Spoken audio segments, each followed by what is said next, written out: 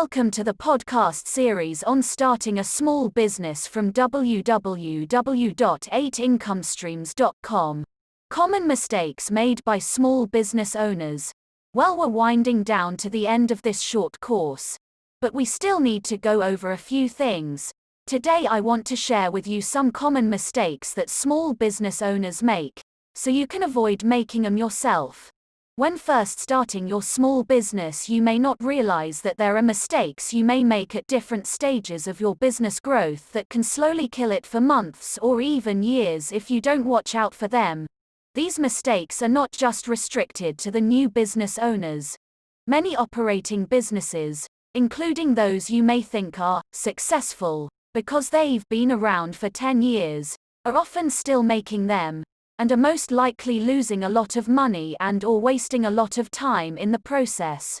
Although some of these mistakes seem aimed more at service-type companies, they really do fit the bill for almost any type of business.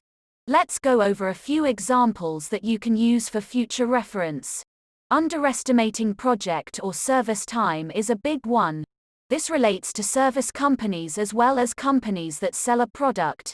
This is a service company's bread and butter. If you don't estimate the time and effort required to perform each service your business offers, you will lose out and there is little you can do about it except learn from it. The best way to estimate time required to do the job is to do it once yourself or watch your best employee perform the task, then determine the appropriate fees that you should charge for the service. Not knowing your company numbers and setting prices too low. Notice I emphasized the word your. It is a common mistake to use a competitor's fees as your pricing gauge without actually knowing why they use those numbers. Consider for a minute what will happen if you take a competitor's price, cut it by 10 and then start selling. What if the competition has a bad pricing structure and is barely making money or even losing money?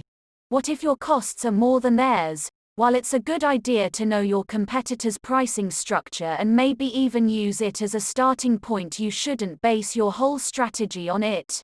Different market sectors have their own variables as far as costs go, and you should be aware of them for your project or product pricing.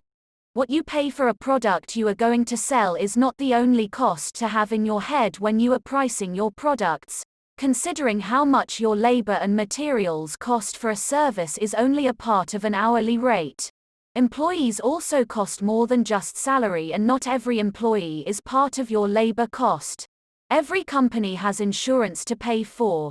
There are overhead expenditures, quality factors that need to be part of your pricing structure.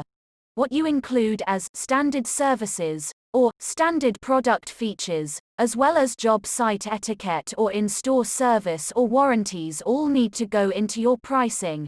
Not charging for all of your time and costs is a mistake most business owners will admit that they made. For instance, let's say that you run a service company. You can't just undercut your competitor's price to acquire the job. You have to ensure that your costs will be covered in your rates. Stores undermine themselves, for example, when they put more people on the floor for customer service but don't charge for it. These things cost you money, and when your competitors don't do them, it costs them less money. As a business owner, you need to believe that you are providing your clients worthwhile wares that deserve to be paid for. If you get the chance to explain why your prices are higher, then take that opportunity and do it. If they don't like the fact that you include things that others charge extra for later or that you treat them better, then they are most likely completely price shoppers. You don't want them as regular customers anyway. Trust me. Not getting paid fast enough is another one that easily creates a cash flow problem.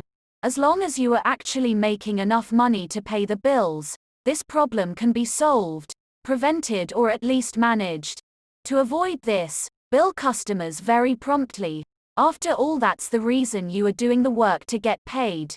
Job responsibilities, manufacturing, operating equipment, maintaining equipment, and inventory procedures will help things run smoothly and reduce expenditures as well. Spending too much advertising money without tracking the results. There is no point in a marketing campaign if you do not put things in place that allow you to measure how well the plan is working. Spreading yourself too thin is a classic mistake made by every entrepreneur. The key is to figure out when you are at that wearing too many hats point and start getting some help. Not getting help or waiting too long can kill a company. The three big issues people like to tackle themselves but are usually the ones they are the least knowledgeable about, like legal issues, accounting, bookkeeping and daily operations issues. Keeping an eye out for these potential problems is always a good idea. The end of a year is an excellent time to make sure you are not making these errors. Take the time, or make the time to determine if have issues to address. If you don't know how to stop or fix the mistakes, then find some help. The success of your business may depend on it. That's it for today's podcast. In your final podcast, we will be talking about the importance of employing an internet marketing strategy for your small business.